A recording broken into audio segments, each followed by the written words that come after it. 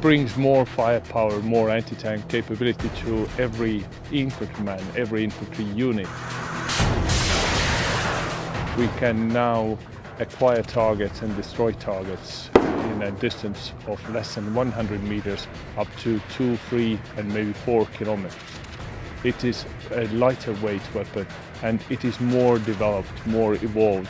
So this is capable of tracking targets after the shooting itself and destroying targets. No operator needed after pushing the button.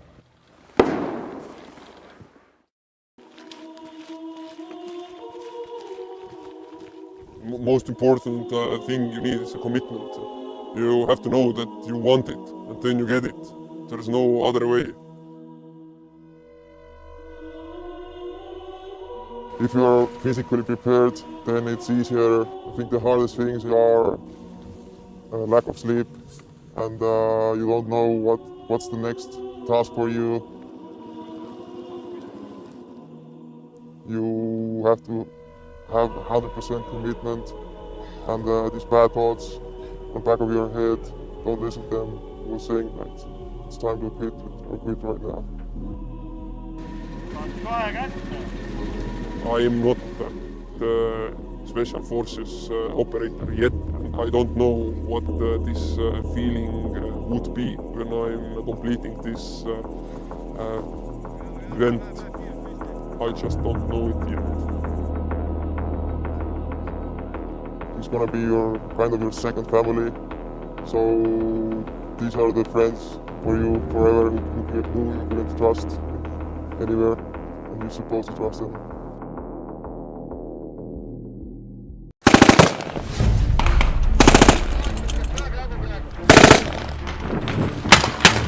So we're in Pärnu in southern Estonia. Now this is exercise Orkan or Hurricane in English, and it involves more than 1,200 Estonian and Latvian troops. Now the difference between these troops and your regular soldiers is that these guys are part of the National Guard, which makes them volunteers.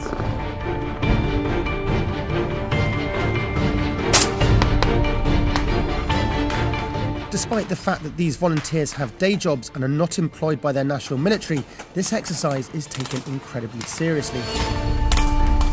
You've got the yellow team here, they're defending the port against the blue team who are coming from over here. As you can see, the cavalry behind me, large scale military vehicles. There are also earlier on jets flying overhead, and all of that is designed to make this as realistic an exercise as possible.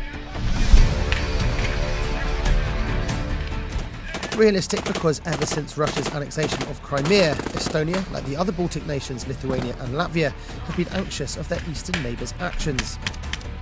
Some of these men and women still recall Soviet occupation in grave detail.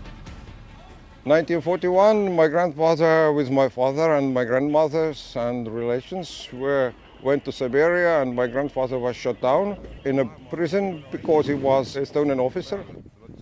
Our history and our memories are too fresh to see what could happen if we do not to protect our country.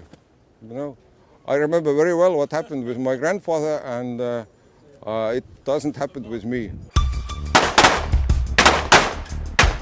Tuomas and the other Estonian troops here on Exercise Hurricane form part of the Estonian Defence League, a network of fully equipped volunteer soldiers present in each Estonian municipality. Every year they hold this exercise in a different place, and this year they decided to do it in an urban setting, focusing on places that would be key strategic points in a military situation, such as the town and as the port here in Pärnu. The enemy has landed their troops in airport, harbour and municipality, and our task is to retake these objectives, secure them and return it to the legal officials. We say that if we have a hybrid threat, the best answer to that is a comprehensive approach. The comprehensive approach literally means that everybody has to be involved.